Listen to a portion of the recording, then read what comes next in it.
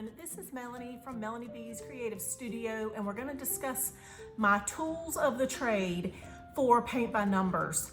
Now, what you see in front of you is a hot mess, but we're going to start with the tools that I use, and I know it looks like a lot, but these are things that are optional. Some things you might get to begin with, and some you might wait to get for later. So don't feel like you've got to run out and purchase all these items before you start a paint by number. For those of you who've been doing paint by number for a little while and you've been watching my videos, you've probably seen how helpful the items that I have recommended in the past have been, and they have saved you time, and money in the long run for your projects. So I'm gonna kind of just go through what all of this stuff is. I've got a couple things setting aside that you can't see, but I'm going to talk about why these things are important to me and why I have chosen these items to use in my projects. So let's start with something as simple as baby wipes. Baby wipes are handy because it's a wet cloth, it's a damp cloth, and they're very inexpensive.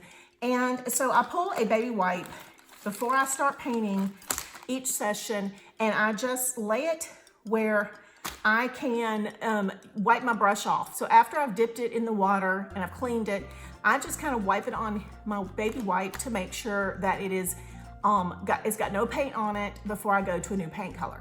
It's as simple as that. So baby wipes are one of those things that it's just a personal preference. You can use a damp paper towel. I just happen to think that it's very convenient and inexpensive to use baby wipes. Flow Aid. You guys know about Flow Aid. You've heard me discuss Flow Aid a million times. So there are varying opinions about how to use your Flow Aid. On the bottle itself, it says to dilute with 20 parts water and 1 part Flow Aid. So basically, I had taken this little mini jar that I had used for hot chocolate Christmas presents, and I had put in 80 drops of water and 4 drops of Flow Aid. Then I had this little dropper that I use to get my Flow Aid water diluted mix, and I can use this and just drop in a few drops into my paint. Now, mostly what you've seen me do is just directly put in the Flow Aid into my paint pot. People are freaking out about that. Here's the thing. So the paint pots are creamy paints, and in some cases, the Flow Aid can be used just directly out of the bottle, just a couple of drops, and it really gets the paint to the right consistency to help it move around on your palette or on your canvas. That's if you've got kind of a thinner paint, that's the way it works the best. Or you can choose to dilute it, put it in a little jar, a little bottle or something with a lid, which is what I do to store this. These are just tools that I use that you really don't see me use in videos very often, but I do keep diluted Flow Aid sitting aside with this little dropper that I had for my essential oils. The Flow Aid is just a wonderful tool to have. It's one of my first must-haves. It's one that I recommend for everyone. And those are the things we're gonna discuss first in this video. Next is our gesso. So I have been asked about gesso and lots of questions on gesso. So here's the thing, this is clear. People have used white and they'll be like, oh yeah, you can use white, you can use white. I'm just gonna warn you, you can use white, but the problem is if your numbers and lines get covered with white and it's not a very sheer layer, you cannot see your numbers and lines enough sometimes to be able to continue to use it without a reference guide.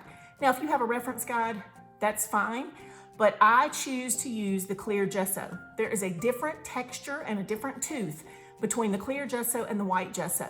The clear also does not cover my lines or numbers at all. Everything dries completely clear. Now, I have been asked about how many layers to use. I personally do 1 or 2 layers. I do not sand in between, because what I've learned for me personally is that if I sand it, then I'm back to having no tooth, and I like that rough texture. I feel like it makes our paints look and feel so much better, they go so much further. So that is a personal thing. Everything I'm showing you guys is my personal choice. This is not something I'm telling you you have to buy or have to do, but I'm just a big fan of the way that all of these things work. And I do use them to make my life easier, and they're just more convenient. So gesso, another question I get is, does it really have to set up for 24 hours? If you're doing an oil painting, 24 hours is the minimum. But acrylics are kind of one of those iffy situations. So because I am somebody who is influencing you to do certain things on YouTube, I want to make sure that I'm always telling you what the right way to do something is. Here is what I do. When I do my gesso, I let it dry naturally for 30 minutes or so. And then I will take it into my bathroom if I'm ready to work on that painting right then, and I will blow dry it with some warm air on high until I feel like it is set. That is how I do my gesso. So I'm not necessarily waiting 24 hours, but if I'm gonna prep this and it's not a project to use right away, then I will definitely set it aside and wait however long it takes me to get to that project. And I know when I get to it that the gesso is set up, it's cured, it's fine, it's ready to go. But in the most part, I just don't want to lead you guys down the wrong path and you use gesso after you've put it on an hour later and you're like, wait a minute, but you said. So I want to be clear that it's good to leave it for 24 hours. If you are ready to start your piece and you want it to go ahead and use it, just like I said, use a blow dryer, get it good and warm. Make sure that the entire piece is dry, and dry it from the back as well because canvas is a fabric. Let's move on. Brushes. I'm not going to get into the specific size brushes that I use. I need to tell you though, however, I've been discovering new brushes, and so I'm going to upgrade and update my brush list as I go along. So what I want to show you right quick about brushes, I still use the Princeton ones I've talked about in my tips and tricks video, so you guys make sure you watch that if you want that list. I'm also going to put the list with the links to purchase every item I'm showing you in the description. These are affiliate links. They will help me make a little money to offset the expenses that I incur by doing the videos. So I appreciate you purchasing from those links, but I do want to show you a few new items that I've added to my list of paintbrushes.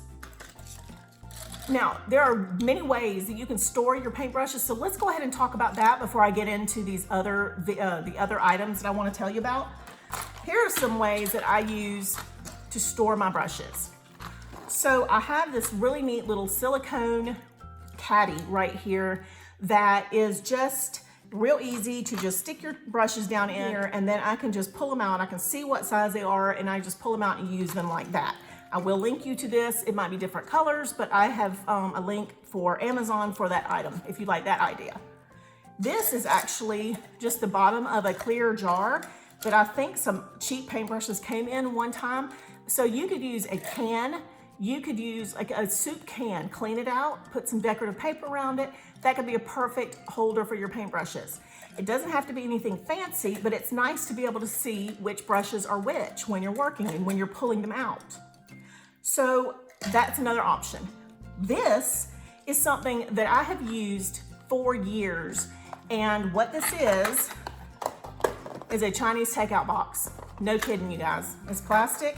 I've been using these. I tell every time we get Chinese takeout and we get one of these boxes, I wash it, I put it in a cabinet for leftovers and whatever, but I save them in my art room and I use them for everything. So you can see the brushes fit in here nicely.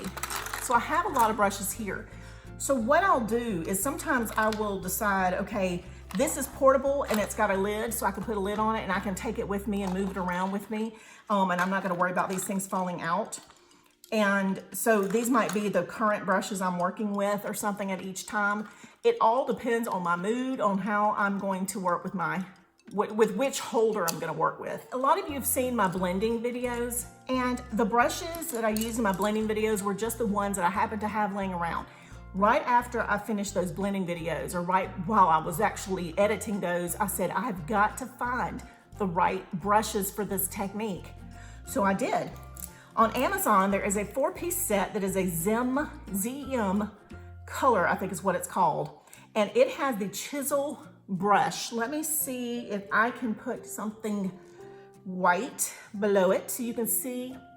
They are flat chisel brushes. They're short haired, which is perfect for blending. And they have this wonderful grip. So when you're blending, and you know it takes a while to blend, these are very comfortable. And I have the sizes that came in this set as 8, size 6, size 4, and size 2. That's all the sizes you really have to have.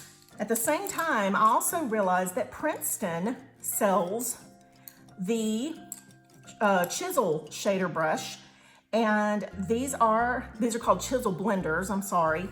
This is a size 12, a 10, an 8, a 6, a 4, and a 2. Now, I got these from BLICK because Amazon's been sold out of the Princeton brushes for quite a while, as you guys all know. So I went ahead and found them on BLICK. I will put links below for Amazon and for BLICK. For those of you who live out of the country and may not have access to BLICK, you'll be able to find these. But these are not expensive. I was very happy with the price that I found them for, but they'll be perfect for the one-stroke blending method. And so I really believe that you need to pick up at least some of these brushes, okay? So we're talking about blending and having the right chisel brushes. Another important thing to have is the Folk Art Floating Medium. So when you're blending your two colors together with those chisel brushes that we just talked about, it is nice to have this floating medium. You put a little bit on your brush and then you go through your other two colors and it will make your paint smooth and just blendable and super easy. So this is a new item that I had just recently gotten. I used to use it back when I did the one-stroke method on the wall, and it was a wonderful tool to have. I have not been using it with my blending yet. I do know from past experience how well this works, and so this is one of those things that I'm adding to the list as something that you may want to try once you get into your blending. Let's talk about my favorite little new tool. These are now one of my must-have items. These are the paint pucks. There are 3 in a pack, and I have discussed them in my brush care video, but I will go ahead and show you again. I only have 2 here. One is actually in my water right now where I've been painting.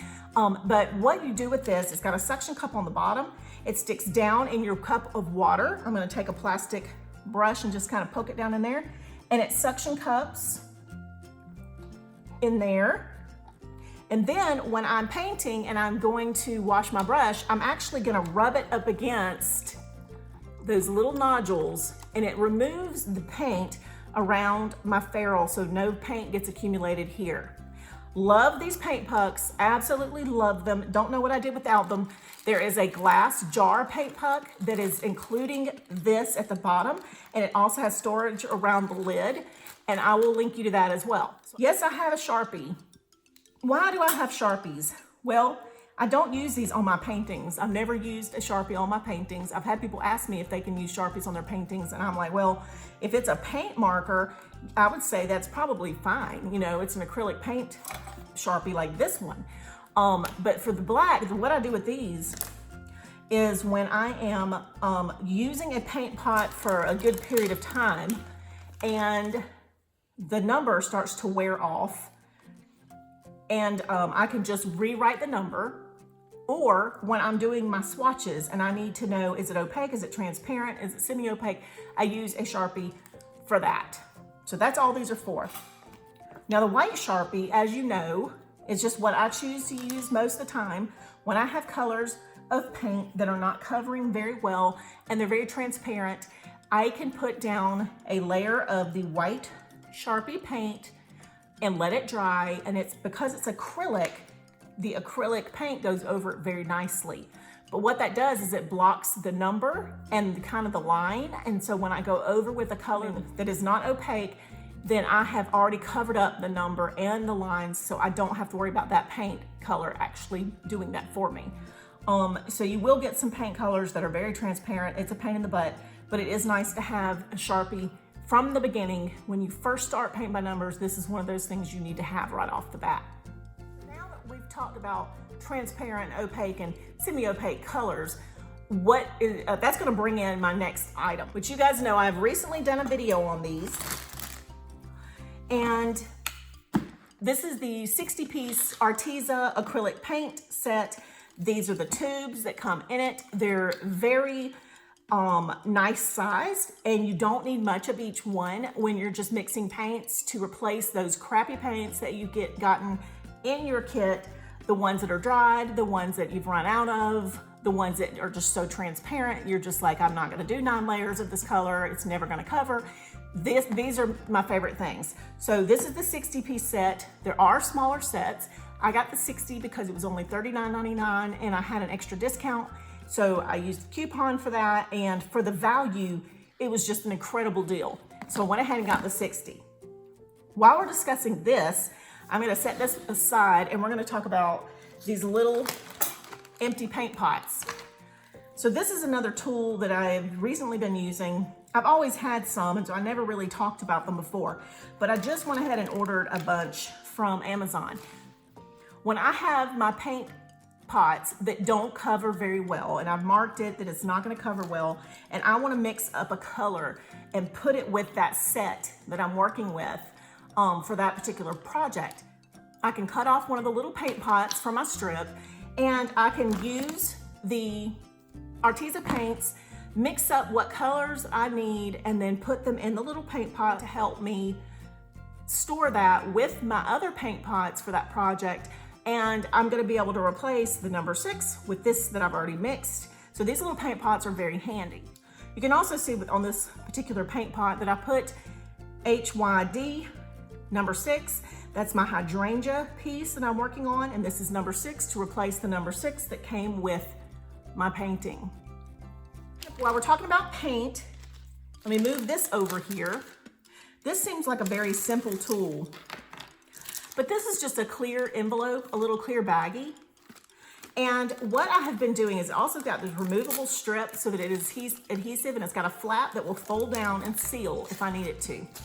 But what I use this for, and I will get you the size of this one because I can't remember exactly what size this is. I wanna say this is a 5x8 envelope, but I will clarify and put that in the description.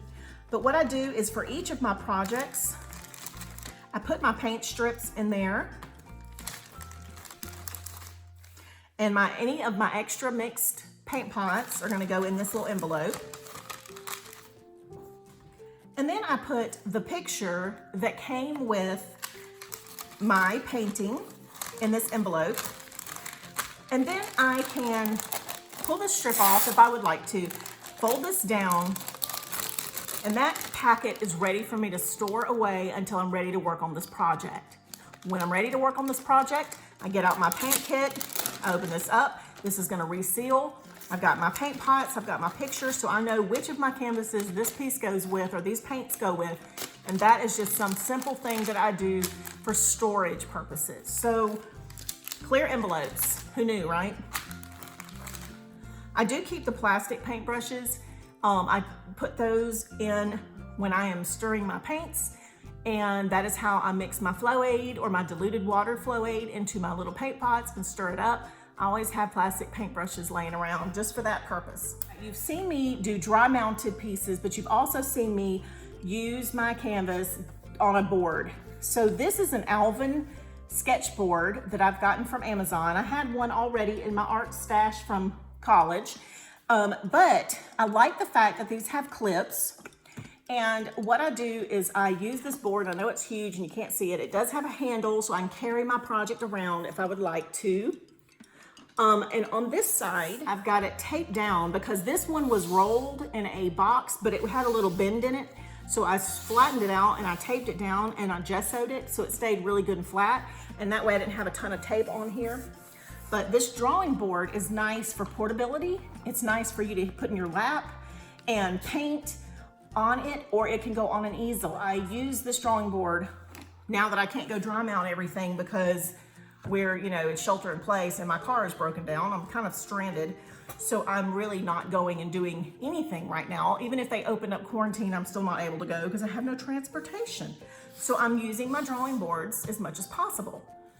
So I've always shown you to tape down your canvas before you gesso it. Once it's dried, you can pull your tape off, but I have found better tape since I have shown you guys this blue tape.